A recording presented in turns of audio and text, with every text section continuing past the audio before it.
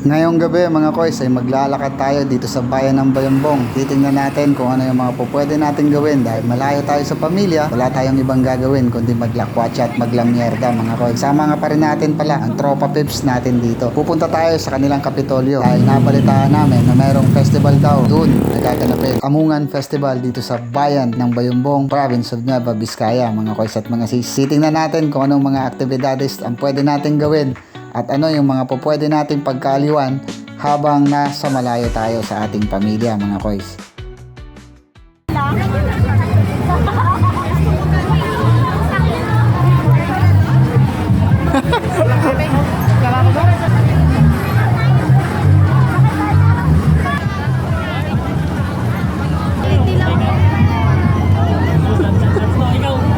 Magkano raw? Magkano?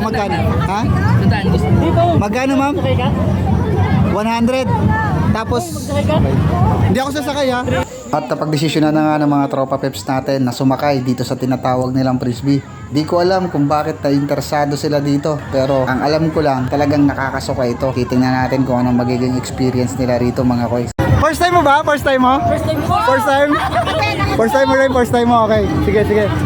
Tingnan natin mamaya reaction nila pagbaba.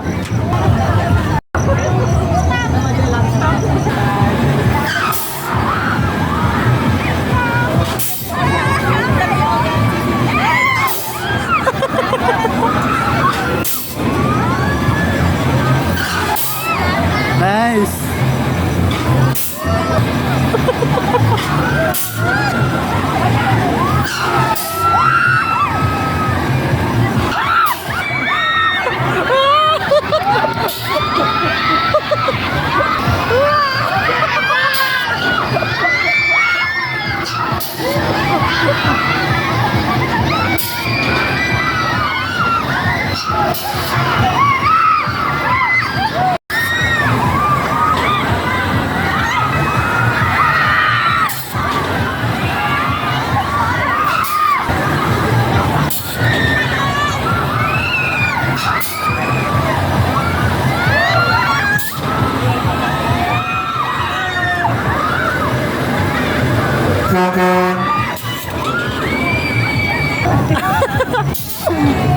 Yes!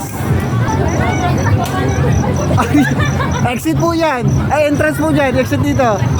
Kamusta experience? Kinabahan ako charot, hindi! Uy, kinabahan ako sa tatlo!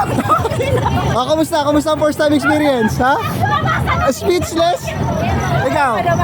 Ano umulit, ikaw? Masarap daw, masarap.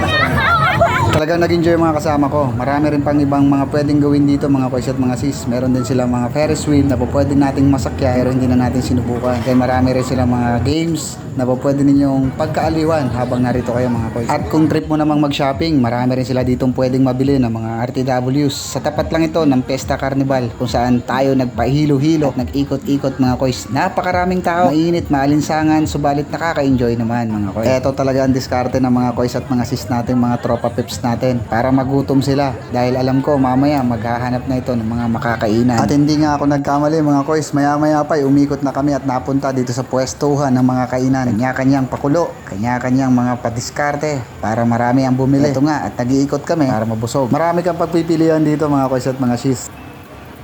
Siyempre, iba-iba. Meron nga mix and match. Ayan, 150. Hindi ko na alam kung ano-ano itong pinag-video ko na to mga koys. Basta tang importante, matakam kayo. After nga dito, habang pa uwi, dumaan pa kami sa barbecuehan mga koys at mga sis. Eto nga at nagpipila mga kasamahan natin. Napakaraming variety ng pagpipilian mga koys. Hindi na ako bumili ng mga ganito mga koys dahil medyo bawal sa kalusugan natin. Kaya eto na lang ang binili natin mga koys. Healthy living na tayo mga koys. Kaya pauwi na tayo ngayon. Time check tayo mga koys. 9:30 ng gabi. Nakauwi na. Thank you sa panonood.